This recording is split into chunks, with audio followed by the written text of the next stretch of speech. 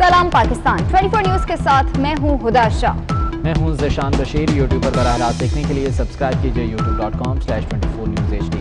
Headlines आप जान चुके, खबरों की तफसीलात की जाने पड़ते हैं। मुस्लिम लीग नून के कायद मियां नवाज शरीफ ने एक बार फिर सियासी माहौल गरमा दिया। कहते हैं नवाज शरीफ खामोश रहने वाली मिट्टी का नहीं बना, मेरा साथ दें आपको गिरने नहीं दूंगा। 2018 के इंतखाबात पर सवालात उठाते हुए कहा, एजेंट्स को बाहर निकाल कर वोटों पर डबल मोहरें क्यों लगाई गई, आरटीएस बंद करके सीटें उनको दिलवाई गईं। मियां नवाज शरीफ का कहना था, हमारी हुकूमत गिराने के लिए इमरान और कादरी का गठजोड़ बनाया गया। कहा, शहबाज शरीफ नाकर्दा गुनाहों के बाइस जेल में हैं।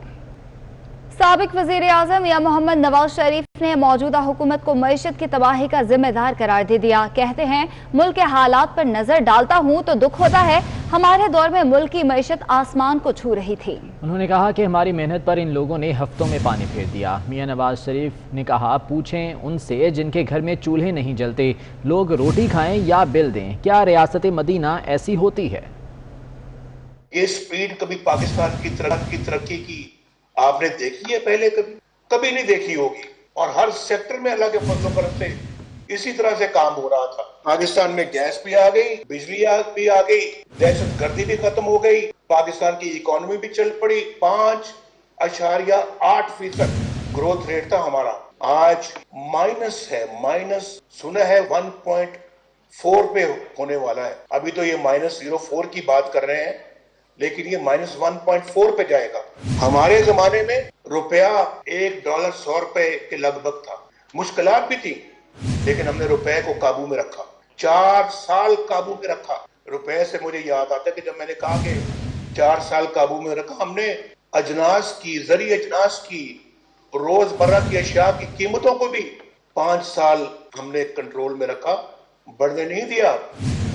जब हम आए थे 50 रुपए चीनी का रेट था फी किलो, हम 50 पे ही छोड़ के गए। पूछें इस सिलेक्टेड वजीर आजम को, इसने पिछले 2 सालों में 50 से 100 रुपया चीनी क्यों कर दी? आप नहीं बता सकते सवाल का जवाब, तो गरीबों से पूछो जिनके चूल्हे बंद हो गए। उन गरीबों से पूछो जो आज आटा नहीं खरीद सकते, या वो रोटी खाएंगे या बिजली का बिल देंगे जो अंबर बन के उनके सरों पर गिरता है, या वो सुई गैस का बिल देंगे। वो रोटी खाएंगे या अपने इलाज मुआवजे के लिए वो दवाइयां खरीदेंगे जो आज उनकी पहुंच से बाहर हो गई है। ये रियासत मदीना की बात, रियासत मदीना ऐसी होती है। वज़ीर इत्तला शिबली फराज कहते हैं कि नवाज शरीफ लोगों को बगावत पर उकसा रहे हैं, इनकी ब्लैक मेलिंग में कोई नहीं आएगा। कहा, बातों को उलझाने की बजाय अदालतों में जवाब दें। इमरान खान का एक ही नारा है कि मुल्क लूटने वालों का एहतसाब होगा। आपने क्या मैसेज दे रहे हैं? आप ये जो तकारीर करके जिसमें आप इदारों के खिलाफ बातें कर रहे हैं, वही इदारे जो कि आपके साथ जब थे तो ठीक थे, अब अगर आप इक़्तिदार में नहीं है तो यही इदारे खराब हो गए। जिस तरह से उन्होंने कानून की धज्जियां बिखेरी हैं, जिस तरह से उन्होंने कानून का तमस्खुर उड़ाया है, ये एक शख्स जो कि कानून की बालादस्ती में यकीन रखता हो, वो ये काम कर ही नहीं सकता। चाहे आपको गलत मुकदमे में फंसाए हो, कानून बालातर है। मैं जाऊंगा, पेश होऊंगा, अपनी सफाई पेश करूंगा, लेकिन कुछ मुकदमात में तो आप बरी हुए हैं तो वो भी गलत थे। डीजी नैब लाहौर सलीम शहजाद कहते हैं कि हम मेरिट पर चल रहे हैं और मेरिट पर ही चलेंगे। लाहौर हाई कोर्ट के अहाते में मीडिया से गैर रस्मी गुफ्तगू में कहा कि जिसके खिलाफ सबूत होंगे कार्रवाई उसके खिलाफ ही होगी। सहाफ़ी ने सवाल किया कि सब सियासी जमातें नैब न्याजी गठजोड़ की बातें कर रही हैं, जिस पर डीजी नैब ने कहा कि ऐसी कोई हकीकत नहीं। नैब न्याजी गठजोड़ की बातें हो रही सर अपोजिशन जमातों की तरफ से? नहीं, ऐसी कोई बात नहीं। नैब सिर्फ और सिर्फ मेरिट पे चलता है और मेरिट पे ही चलेगा इंशाअल्लाह। आप देखेंगे कि मैं नैब साहब के बहुत क्लियर ऑर्डर है, उसका एविडेंस होगा, काम उसी पे होगा। और अगर एविडेंस अपोजिशन की ज़्यादा है तो फिर ज़ाहिर उसी पे काम होगा। जब किसी और की आएगी तो भी सरकारी किसी बंदे की जो हुकूमत में लोग हैं उनके खिलाफ कोई एविडेंस नहीं आपके पास? नैब लाहौर में कंप्लेंट नहीं है उस लेवल की, किसी और है तो मुझे पता नहीं। एहतसाब अदालत इस्लामाबाद ने तोशाखाना रेफरेंस में नैब को इश्तिहारी मुलजिम नवाज शरीफ की जायदाद जब्त करने का हुक्म दे दिया। नैब ने प्रॉपर्टीज, गाड़ियों और बैंक अकाउंट्स की तफसीलात अदालत में पेश कर दी। इसी हवाले से एहतशाम कियानी की रिपोर्ट देखिए।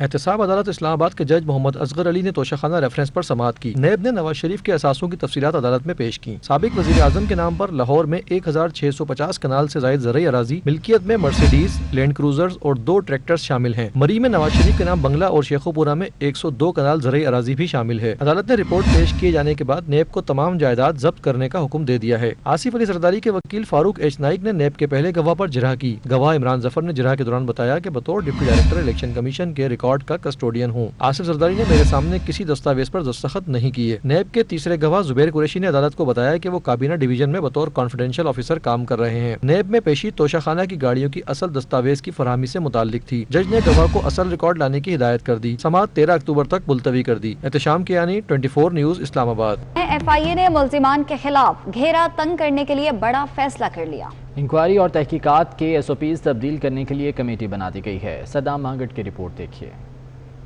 ایف آئی اے نے ملزموں کے خلاف شکنجہ کسنے کی بڑی تیاری کر لی ہے، جس کے لیے انکوائریوں اور تحقیقات کے حوالے سے SOP سخت کیے جائیں گے۔ کمیٹی بھی تشکیل دے دی گئی ہے، جس کے سربراہ ایڈیشنل ڈائریکٹر جنرل بشارت شہزاد ہوں گے۔ درخواست دینے، انکوائری کرنے اور FIR رجسٹرڈ کرنے کے طریقہ کار میں بھی تبدیلی لائی جائے گی۔ تحقیقات کا طریقہ کار اور اس کے سربراہ کے اختیارات کے حوالے سے SOPs جاری کیے جائیں گے۔ کسی بھی درخواست کو وصول کرنے سے پہلے فرنٹ یونٹ ویریفیکیشن کرے گا۔ مخبر کی اطلاع پر کی جانے والی کارروائیوں کا طریقہ کار بھی واضح کیا جائے گا۔ SOP تبدیل ہونے سے FIA کی تحقیقات میں بہتری ہوگی۔ صدام مانگر، 24 نیوز، اسلام آباد۔ جعلی ویزا اسکینڈل میں اہم پیش رفت ہو گئی ہے۔ ڈائریکٹر پاسپورٹ فیاض الحسن کو معطل کر دیا گیا ہے۔ نئے DG پاسپورٹ ڈاکٹر نعیم رؤف نے اسکینڈل میں ملوث افراد کی جانچ کے لیے انکوائری کمیٹی بھی بنا دی ہے۔ جعلی ویزا اسکینڈل میں اہم پیش رفت ہوئی ہے۔ ڈائریکٹر پاسپورٹ فیاض الحسن کو معطل کر دیا گیا ہے۔ بیورو چیف اسلام آباد صغیر چودھری ہمارے ساتھ موجود ہیں۔ صغیر، بتائے گا اس کی ڈیٹیلز۔ وزارت داخلہ کے جعلی لیٹرز پر جو ہے وہ غیر ملکیوں کو تقریباً 250 سے زائد ویزے دیے گئے تھے اور اس کی باقاعدہ پھر انکوائری کا آغاز ہوا تھا۔ اب نئے DG پاسپورٹ ڈاکٹر نعیم رؤف جو آئے ہیں، انہوں نے باقاعدہ طور پر اس میں جو ہے وہ سختی کی ہے۔ ایک انکوائری کمیٹی تشکیل دے دی گئی ہے اور ذرائع یہ کہتے ہیں کہ ڈائریکٹر فیاض الحسن کو جو ہے وہ اس میں معطل کر دیا گیا ہے۔ اب اس میں بڑے بڑے نام آ رہے ہیں۔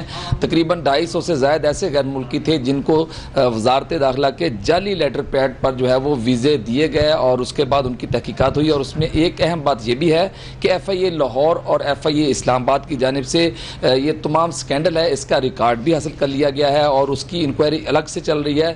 تو یہ تصور کیا جا رہا ہے اور کہا جا رہا ہے کہ جلد جو ہے پاسپورٹ آفس سے بڑے پیمانے پر گرفتاریوں کا سلسلہ شروع ہوگا، کیونکہ اس میں 1 یا 2 نہیں بلکہ بہت زیادہ لوگ انوالو ہیں، بہت زیادہ آفیسر اس میں انوالو ہیں اس ویزا اسکینڈل میں، جنہوں نے غیر ملکیوں کو جعلی لیٹر پیڈ پر ویزے دیے اور ایک سیکیورٹی رسک بھی اس کو قرار دیا جا رہا ہے۔ جی ٹھیک ہے، بہت شکریہ آپ کا۔ FATF کی شرائط پر عمل درآمد جاری ہے۔ منی لانڈرنگ اور دہشت گردوں کی مالی معاونت کو روکنے کے قوانین جاری کر دیے گئے ہیں۔ جیولرز کے کاروبار کی نگرانی بھی شروع کر دی گئی ہے۔ قومی بچت مراکز مشکوک صارفین کے اطلاع فائنینشل مانیٹرنگ یونٹ کو دینے کے پابند ہوں گے۔ پر عمل درآمد جاری، سونے اور زیورات کی خرید و فروخت کو دستاویزی بنانے کا عمل شروع کر دیا گیا۔ جیولرز کو 20 لاکھ روپے سے زائد کی خریداری پر ریکارڈ دینا ہوگا۔ شناختی کارڈ، نائکوپ، رسیدیں، بینیفیشل اونر، کاروبار کی شروعات سے ترسیلات کی تمام تر تفصیلات فراہم کرنا ہوں گی۔ طلب کرنے پر ریکارڈ فائنینشل مانیٹرنگ یونٹ کو بھی دینا ہوگا۔ اکاؤنٹ کمپنیوں، پراپرٹی ایجنسیز، جیولرز کو ریکارڈ جمع کروانا ہوگا۔ وفاقی حکومت نے قومی بچت اسکیموں کا سپروائزری بورڈ بھی تشکیل دے دیا۔